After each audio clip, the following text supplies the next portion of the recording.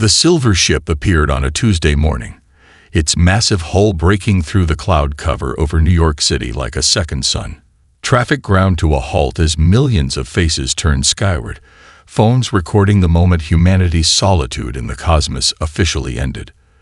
The vessel's surface rippled with iridescent patterns, broadcasting a message of peace in 37 languages simultaneously across every communication channel on Earth.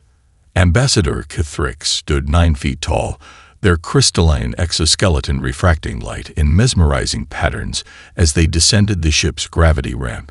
Behind them, a delegation of various species formed a living tableau of galactic diversity.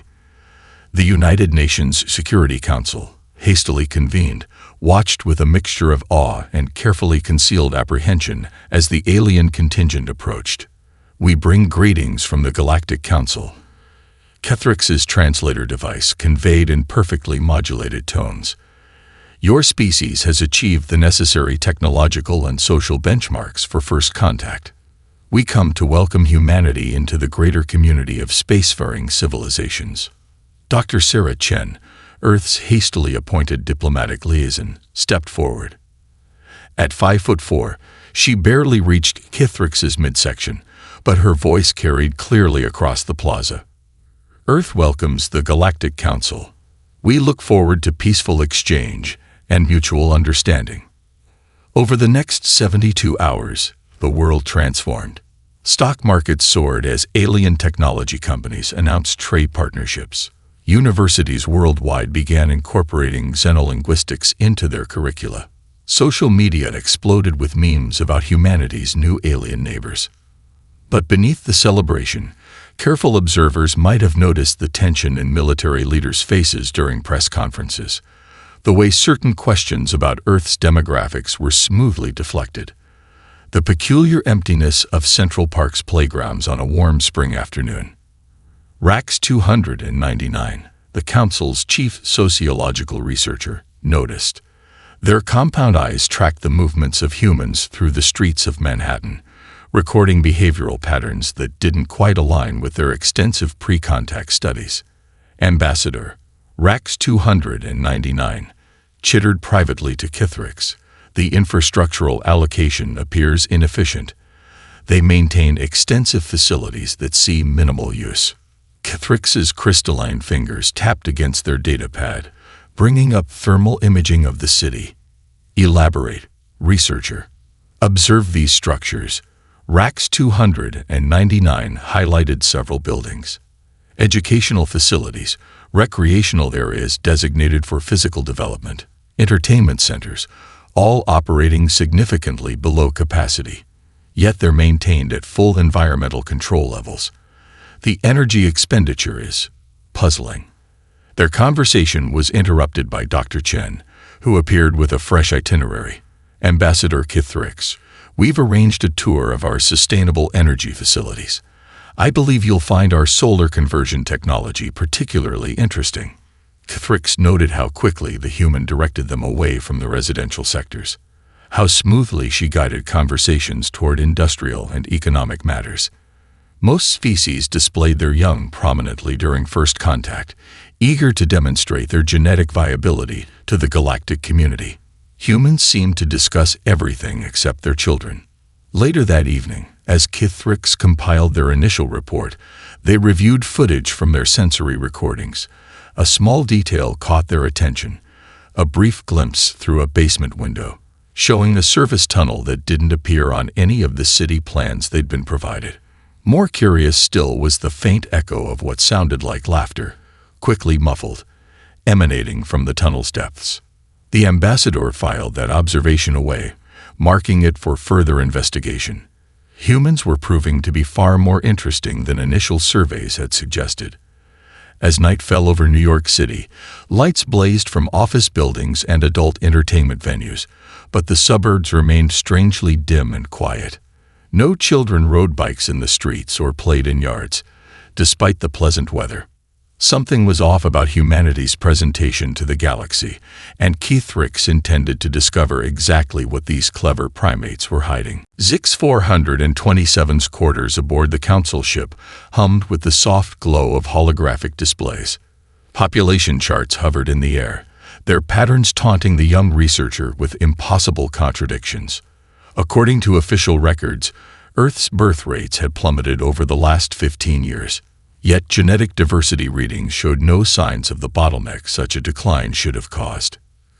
Computer, overlay consumer spending patterns from the last decade, Zix muttered, their four-fingered hands dancing through the data streams. The new charts materialized, adding another layer to the puzzle. Despite the alleged population decline, production of children's goods hadn't decreased. It had simply gone underground, buried in miscategorized shipping manifestos and obscure corporate subsidiaries. A gentle chime announced the arrival of senior researcher Ven 8, their mentor, still obsessing over the human demographic anomaly. Zix. Something's wrong with these numbers, senior. Zix highlighted a series of graphs. Look at their educational system. They maintain fully staffed schools but claim only a fraction of their historical student population. The power consumption of these facilities hasn't decreased. If anything, it's increased. Ven 8 chittered thoughtfully. The Council has accepted humanity's explanation of their fertility crisis. Perhaps you should focus on more productive lines of inquiry. But Zix couldn't let it go. That night, they slipped out of the ship, using their research credentials to access the streets of Toronto. The autumn air carried a crisp chill as they activated their cloaking field. Observation of subjects was allowed, but direct interaction outside official channels was forbidden.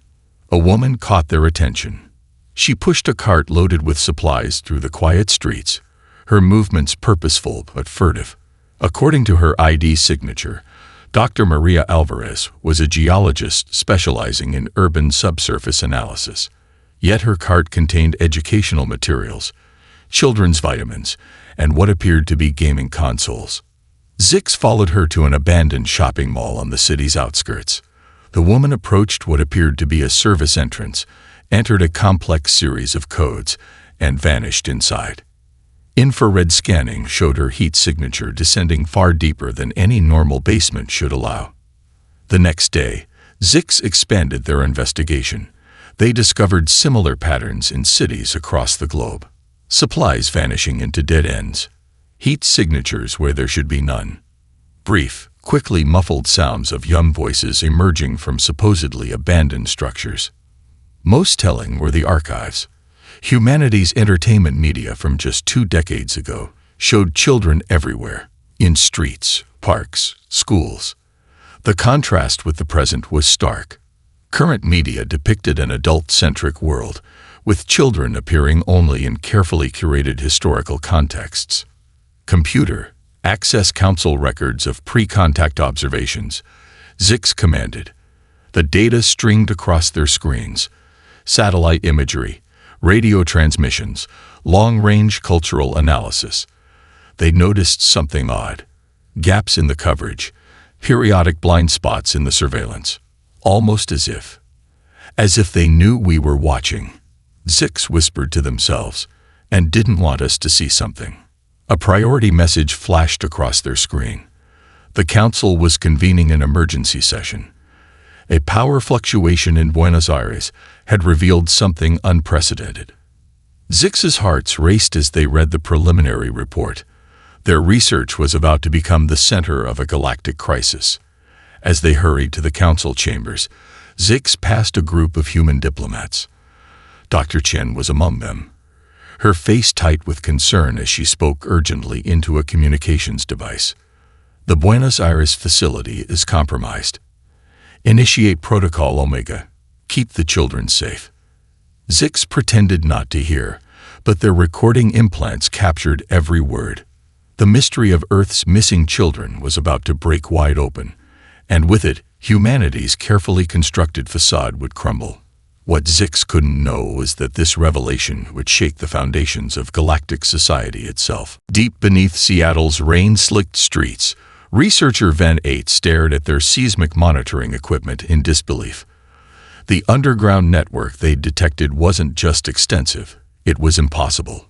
Layer upon layer of tunnels and chambers spread out like a vast spiderweb, far more sophisticated than anything humanity's official technology level should allow. Adjust sensitivity to account for geological interference, they commanded. The holographic display flickered, compensating for natural cave systems and subway tunnels. But instead of simplifying, the image grew more complex. What had appeared to be natural caverns revealed themselves as carefully engineered spaces, their dimensions too perfect to be anything but artificial. Senior researcher, their assistant, called out, "You need to hear this."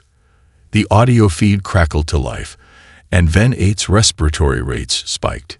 Clear as crystal, through layers of rock and sophisticated dampening technology, came the sound of children singing. Not one or two, but hundreds of voices raised in harmony, the melody hauntingly beautiful even through the distortion. Location, Ven 8 demanded. Multiple sources, Senior. The acoustic pattern suggests a school assembly. But that's impossible at this depth. Before Ven 8 could respond, their communications panel lit up with urgent messages. Similar discoveries were being reported worldwide. Hong Kong, London, Cairo. Everywhere Council researchers deployed deep scanning equipment, they found the same thing. Vast underground complexes filled with the voices of children. In Moscow, a Council geologist had traced power signatures that disappeared into nowhere. In Sydney, thermal imaging revealed huge climate-controlled spaces that didn't exist on any official plans. But it was the Denver facility that provided the first visual confirmation. A maintenance drone, investigating what appeared to be a simple sewage malfunction, had captured footage of something extraordinary. Through a crack in an underground wall, its cameras glimpsed a massive atrium filled with natural light channeled from the surface through ingenious mirror systems. Children of various ages moved through the space, attending classes, playing sports, living what appeared to be completely normal lives, except they were hundreds of feet underground. The footage lasted only seconds before sophisticated security systems detected the drone and blocked its feed. But those few seconds changed everything. Ven 8 was summoned to an emergency meeting with Ambassador Cathrix. When they arrived at the Council's temporary embassy, they found the ambassador in heated discussion with Dr. Chen. "You understand," Cathrix was saying, their crystalline form pulsing with agitation, "that concealing such extensive infrastructure from Council surveys is a serious violation of first contact protocols." Dr. Chen's response was cut short by a priority alert.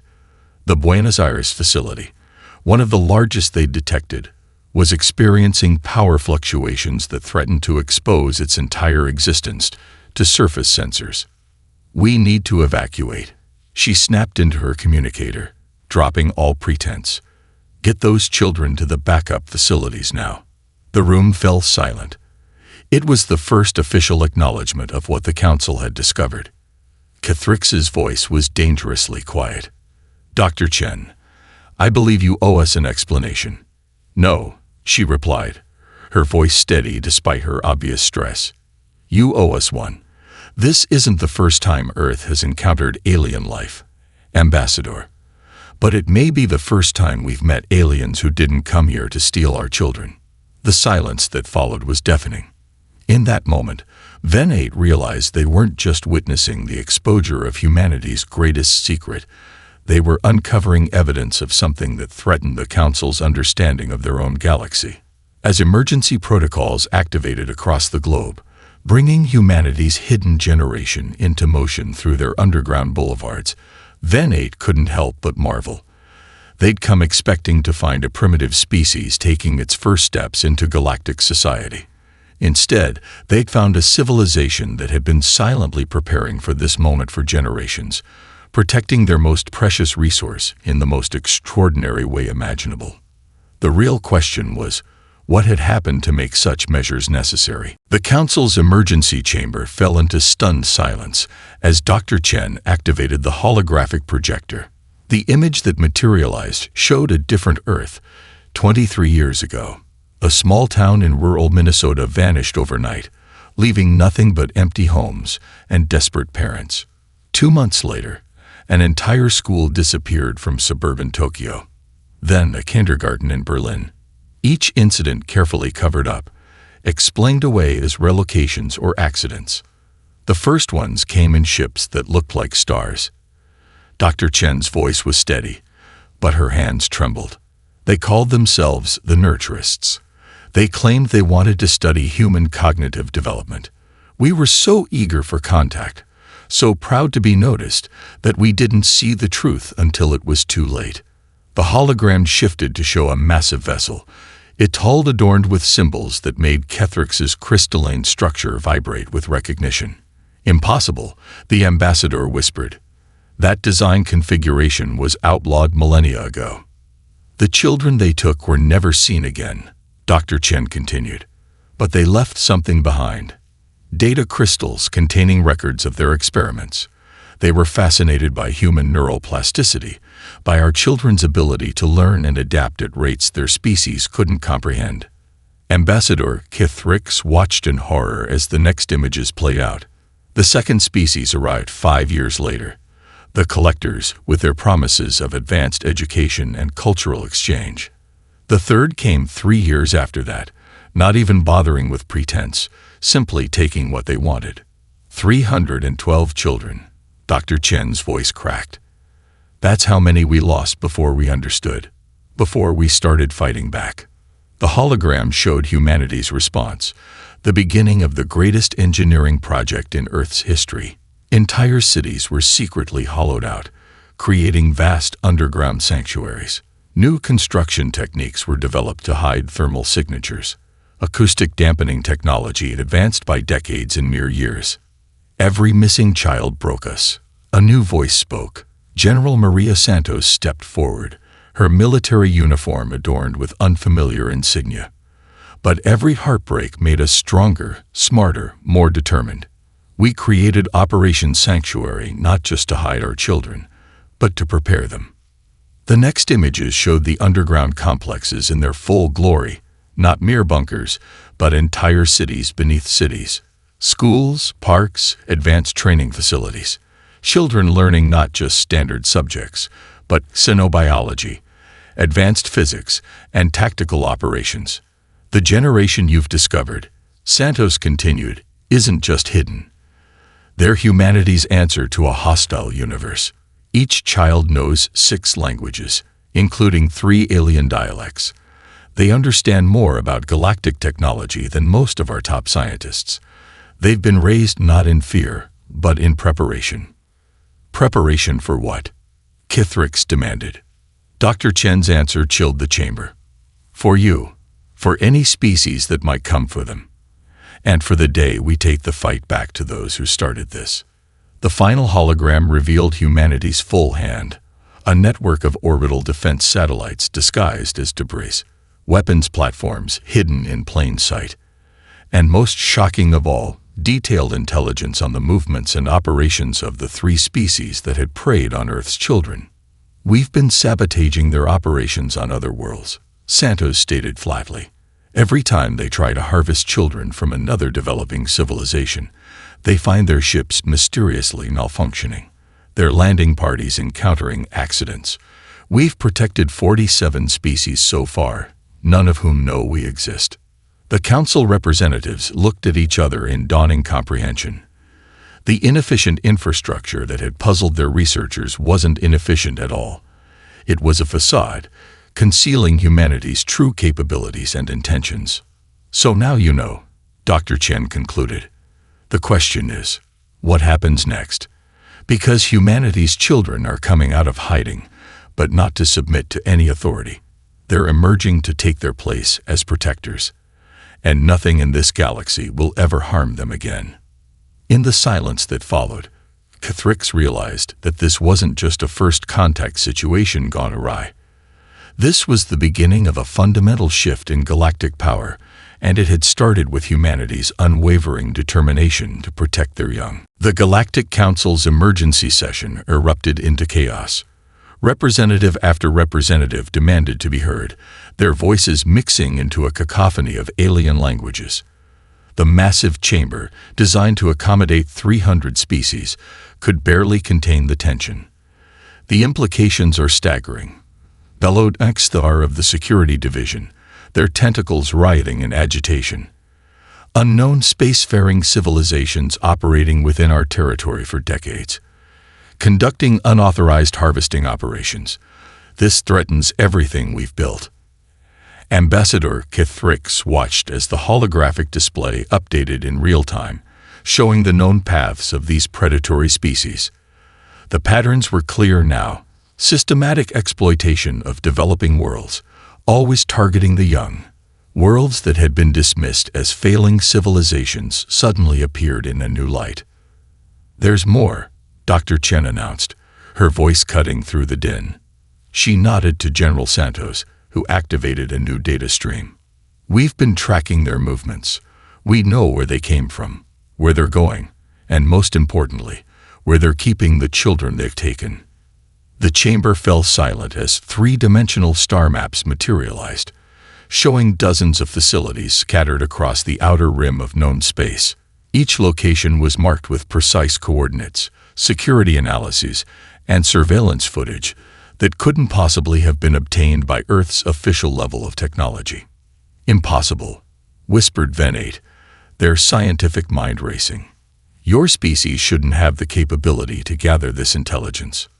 "We had motivation you couldn't imagine," General Santos replied grimly. "When they took our children, they created their own worst enemy. Every parent on Earth contributed to this effort. Engineers worked in secret. Scientists developed new technologies. Military minds devised strategies, all to protect our young and find those who were taken."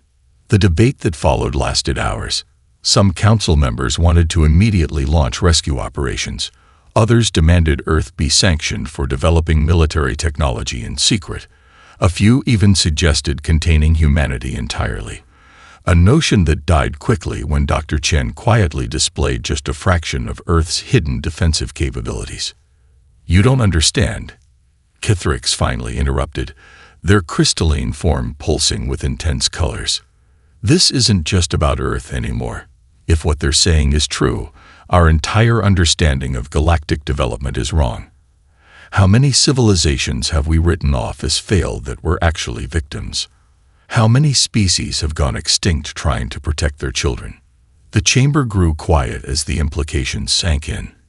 Zix 427, who had been analyzing the data streams, suddenly stood up. "The patterns match.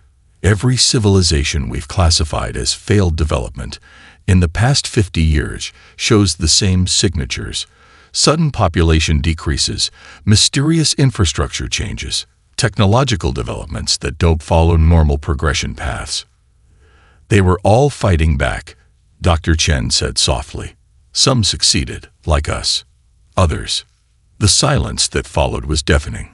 Finally, the council's high administrator stepped forward. In 10,000 years of recorded history, the massive being had spoken only 3 times. Now, its ancient voice resonated through the chamber. "Humanity has shown us our greatest failure," it declared. "In our desire to maintain order, we became blind to predators among the stars. But they," it gestured to the Earth delegation, "have given us something unprecedented: hope. Their children, raised in shadow, trained in secret, have become something entirely new, not victims, but protectors." The administrator turned its ancient eyes to Dr. Chen. "The question now is not what we will do about Earth's deception, but what Earth will do with the truth. Your hidden children have grown into warriors and guardians. Will you join us in making this right?" Dr. Chen's smile was both warm and dangerous. "Actually, we already have a plan. Those coordinates we showed you. Our strike teams are ready. We've been waiting for this moment for 20 years. The council chamber erupted again, but this time with a different energy. As the greatest military force in known space prepared to move against an enemy they never knew they had, one thing became clear: the galaxy was about to change forever, led by a generation of humans who had grown up in the shadows, preparing for exactly this moment. The Council's tactical center transformed into a showcase of humanity's hidden strength. What appeared to be standard weather satellites suddenly revealed their true nature, their innocent-looking panels unfolding into advanced weapon systems that rivaled anything in the Council's arsenal. Every orbital platform above Earth is part of the defense grid, General Santos explained, manipulating the holographic display. Those telecommunication arrays, phase-shifted shield generators, the debris fields, autonomous hunter-killer drones disguised as space junk. We didn't just hide our children. We surrounded them with the deadliest defense system ever conceived. Ambassador Cathrix watched in stunned silence as seemingly mundane human infrastructure revealed its true purpose. Regular office buildings housed quantum computing centers. Shopping malls concealed military command posts. Even the planet's public transportation systems had been designed to quickly transform into evacuation networks. But our greatest achievement, Dr. Chen said, activating a new display, isn't our weapons. It's what we've accomplished beyond Earth. The hologram showed human stealth ships, vessels that had been operating in Council space for years, completely undetected. They'd established hidden bases throughout the galaxy, created underground networks on dozens of worlds, and most importantly, had been actively protecting other species from the child hunters. The Centauri colony disappearance. Santos gestured to a recording. That wasn't a colony ship malfunction. It was us, evacuating their children minutes before the harvesters arrived. The Proxima Initiative. A cover story for establishing a forward operating base to protect 3 developing civilizations in that sector. Zix 427 burst into the chamber, their research tablets streaming with data. The anomalies in my demographic studies. They weren't just about Earth's children. Human operatives have been helping other species hide their young. The statistical patterns appear across 17 different developing worlds. The evidence was undeniable. While the Council had been maintaining galactic order through diplomacy and regulation, humanity had created a shadow network of protection that spanned the stars. They had taken their experience of loss and turned it into a shield for others. The Andromeda Research Station, Santos continued, bringing up another facility's schematics. It's not studying stellar phenomena. It's a training center where we teach other species how to protect themselves. The children we saved. Many of them grew up to become protectors themselves. We've created an interstellar underground railroad. Cathrix's crystalline form vibrated with a mixture of awe and concern. You've been operating a military force inside Council space for decades. By our laws, this is an act of war. No, Dr. Chen corrected firmly. It's an act of protection. While the Council maintained its perfect order, ignoring the disappearance of children across the galaxy, we became what we needed to be. We evolved from victims into guardians. The tactical display shifted again, showing a massive operation currently underway. Human stealth ships were moving into position around key targets throughout the galaxy. Each vessel carried a crew trained in the underground cities, raised from birth to understand both human and alien perspectives. We're not asking for permission, Santos stated plainly. We're extending an invitation. Join us in protecting those who can't protect themselves, or stand aside.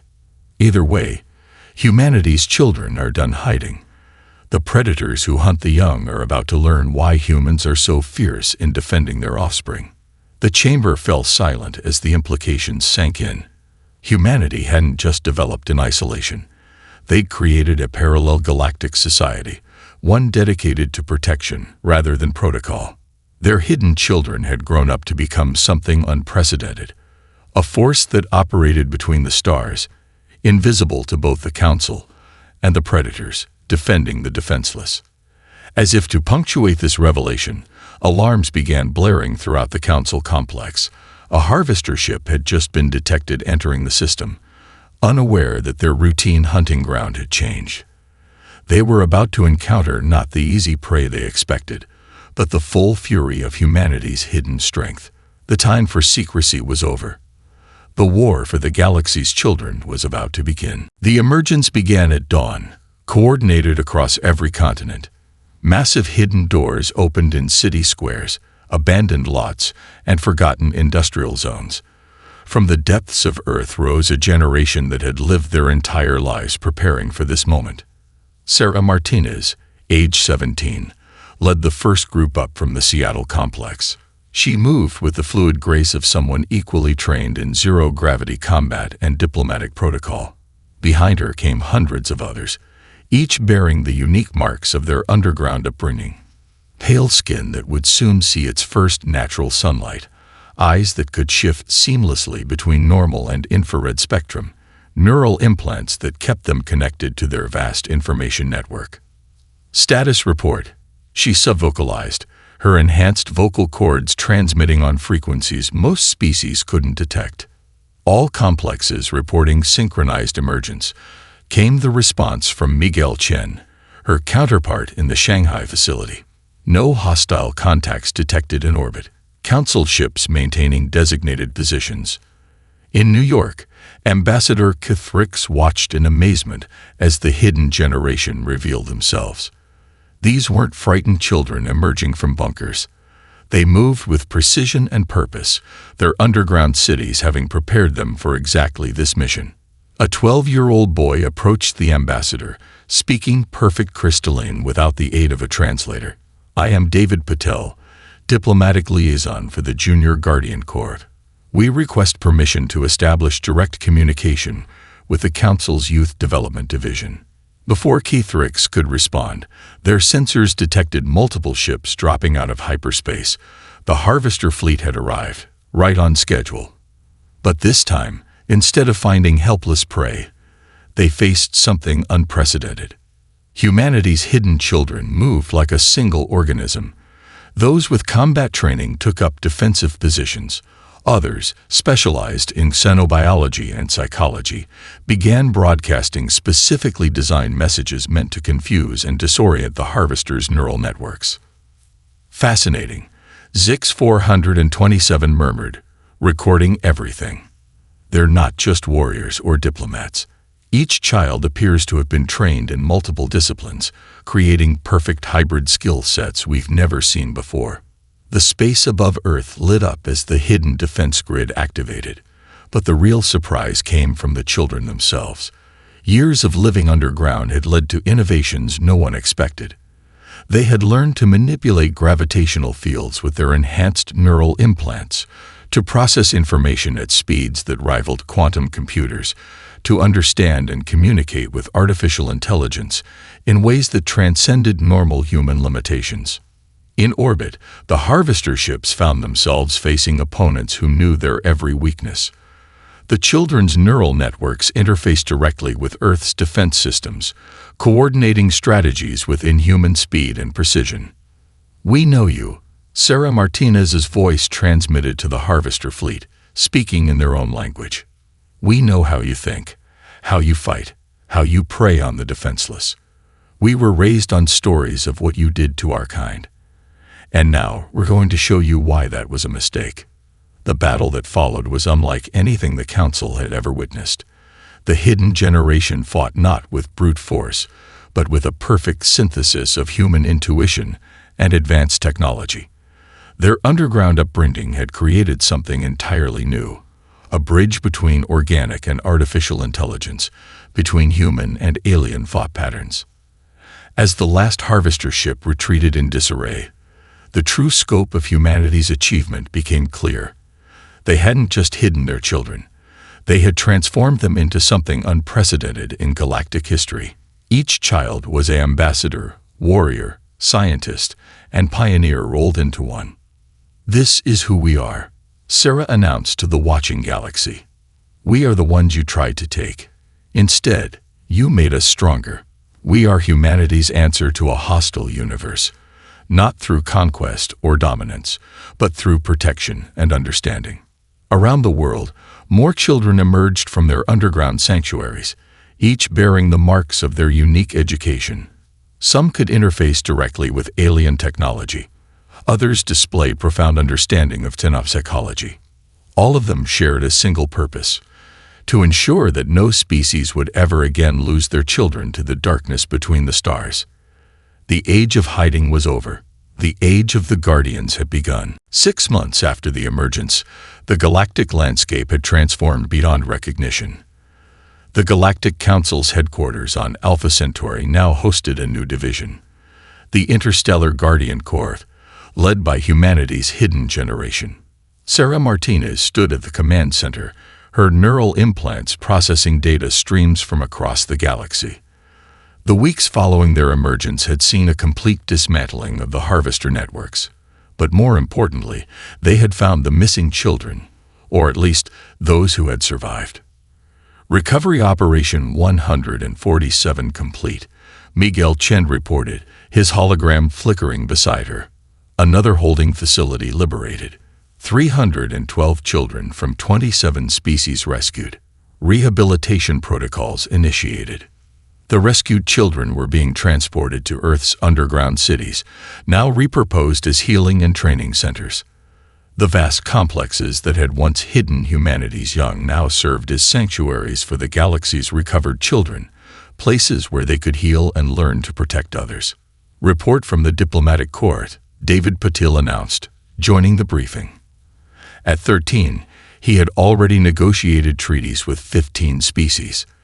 The Arcturus Confederation has agreed to implement our protection protocols.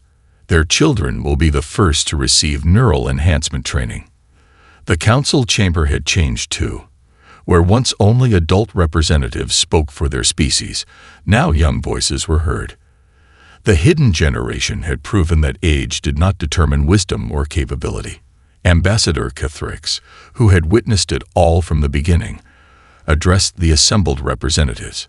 In one standard galactic year, we have seen more progress in interspecies cooperation than in the previous millennium.